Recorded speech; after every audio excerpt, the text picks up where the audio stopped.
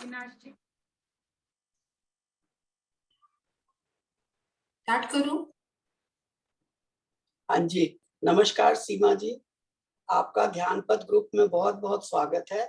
आज आप एक अच्छी सी नई सी प्यारी सी शिक्षा वाली कहानी लेके आई हैं, जिसको सीख पढ़ के सुन के हम सभी खुश होंगे और हम सभी को जो भी शिक्षा इससे मिलेगी, आपकी शिक्षा के साथ सुनते हुए अपनी अपनी राय जरूर ग्रुप में कमेंट्स में पढ़ने के बाद देखने के बाद जरूर देंगे।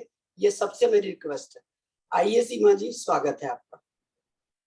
सभी ध्यानी मित्रों को मेरा प्यार भरा नमस्कार। आज मैं राजा जनक की कहानी से शुरुआत कर रही हूँ। श्री राजा जनक की कहानी भी बड़ी बोधप्रद है। राजा जनक तपस्या करके, ध्यान करके अपने जीवन काल में ही मोक्ष की अवस्था प्राप्त कर चुके थे। इसलिए उस समय उन्हें विदेही कहा जाता था। विदेही का अर्थ होता है देह में होकर भी देह के विकारों से मुक्त है और वे विदेही है। इस बात की प्रसिद्धि दुनिया में सभी जगह होने लग गई और यह विदेही होने की बात श्री नारद मुनि तक पहुंची। तो उन्होंने राजा जनक के पास यह जानने के लिए जाने का निर्णय किया कि उन्होंने यह उच्च ध्यान की अवस्था अपने जीवन काल में कैसे प्राप्त कर ली। और फिर नारद मुनि राजा जनक के राज्य में गए, राज्य की राजधानी में गए, राज्य के महल में उनसे मिलने गए। नारद मुनि के दृश्य देखा कि अच्छा बड़ा सा सोने का हीरा जड़ित सिंहासन था, जिसके ऊपर राजा जनक बैठे हुए थे। सेवक पंखों से हवा कर रहे थे। राजा जनक एक बड़े कक्ष में बैठे थे और सारे कक्ष में ही विभिन्न इत्रों की सुगंध फैली हुई थी। राजा जनक के सामने 5 सुंदर सजी धजी नर्तकियां नाच कर रही थी। कुछ वादक वाद बजाकर उनका साथ दे रहे थे और पूरा कक्ष सजा धजा था। यानी राजा जनक तो विलासिता की सारी वस्तुओं का आनंद लेते हुए नृत्य देख रहे थे। यह देखकर नारद मुनि बड़े अचरज में पड़ गए। उन्होंने मन में सोचा, यह मनुष्य तो इतने भोग विलास में लिप्त है, तो यह ब्रह्मज्ञानी कैसे हो सकता है? और फिर ऐसे मनुष्य को विदेही क्यों कहते हैं? नारद मुनि बड़े उदास हो गए और वापस जाने लग गए।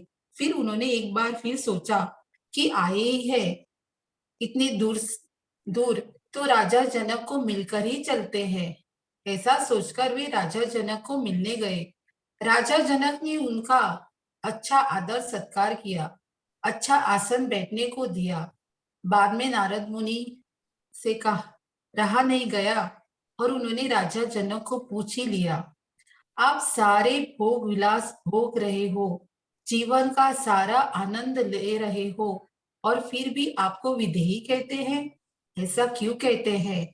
राजा जनक थोड़े मुस्कुराए और उन्होंने कहा, इसका उत्तर मैं आपको कल दूंगा। अभी मैं आपको एक कटोरी भरकर दूध दे रहा हूँ और यह कटोरी जो दूध में भरी है, उसे लेकर आप दिन भर रहो और कल सुबह मेरे पास आना। और इस कटोरी का दूध अगर आपने नहीं गिरने दिया तो मैं आपको बताऊंगा कि मुझे विदेही क्यों कहते हैं। ऐसा कहकर राजा जनक ने दूध से भरी एक चांदी की कटोरी नारद मुनि को भेंट की और बाद में नारद मुनि चले गए। और फिर दूसरे दिन सुबह फिर सर राज दरबार में राजा जनक को मिलने आए। तो राजा जनक ने नारद मुनि को पूछा, आप दिन भर घूमते रहे, आपने दिन भर में क्या क्या देखा? तो नारद मुनि ने कहा, मैंने दिन भर में केवल इस दूध से भरी कटोरी को ही देखा, क्योंकि इस कटोरी से ध्यान हटता तो दूध गिर जाता और दूध गिर जाता तो आप मुझे नहीं बताते कि आपको विदेही क्यों कहते हैं।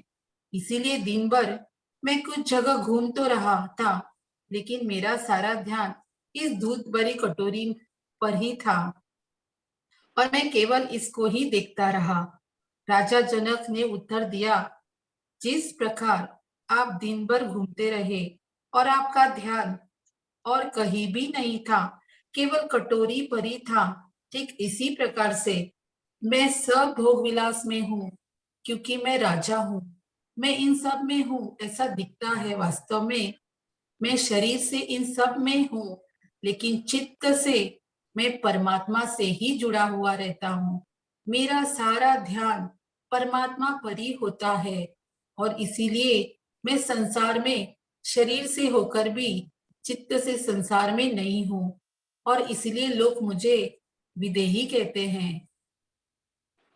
तो यहाँ ये गुरु का अपना आत्मकथा में लिखा है कि ठीक इसी उदाहरण को आदर्श मानकर चल सकते हैं। हम भी संसारिक मनुष्य हैं, लेकिन हम ध्यान करके अपने चित्त से उस विश्व शक्ति से जुड़ सकते हैं जिसे परमात्मा कहते हैं और इस संसार में ही रहकर एक मुक्त जीवन जी सकते हैं। आप शरीर से कहाँ हो, इसका इसको अध्यात्म में इतना महत्व नहीं है। आप चित्त से कहाँ हो, यह महत्वपूर्ण है। चित्त हम जहां पर भी रखते हैं, चित्त वहां से वह लेना प्रारंभ करता है। विश्व चेतना वह चेतना है जिस पर चित्त रखने से क्या नाशवान है और क्या शाश्वत है, इसका ज्ञान हमें हो जाता है। Thank you. धन्यवाद सीमा जी, बहुत ही अच्छी कहानी बताई, बहुत ही ज्ञानवर्धक, और हमारे ऊपर एक एक को इसको अपने ऊपर लागू करना चाहिए। वाकई हम शरीर से हर जगह रहते हुए भी हम मन से, चित्त से अपने ध्यान में, अपनी आत्मा में, अपने परमात्मा को मिलने में रह सकते हैं, बड़ी आसानी से रह सकते हैं। बस थोड़ी सी प्रैक्टिस और अपने अंदर दृढ़ निश्चय होने की जरूरत है, और ये निश्चय सभी को अपने अंदर लाना चाहिए। सीमा जी की कहानी सुनने के बाद सभी को यही मैं बोलना चाहूंगी। धन्यवाद।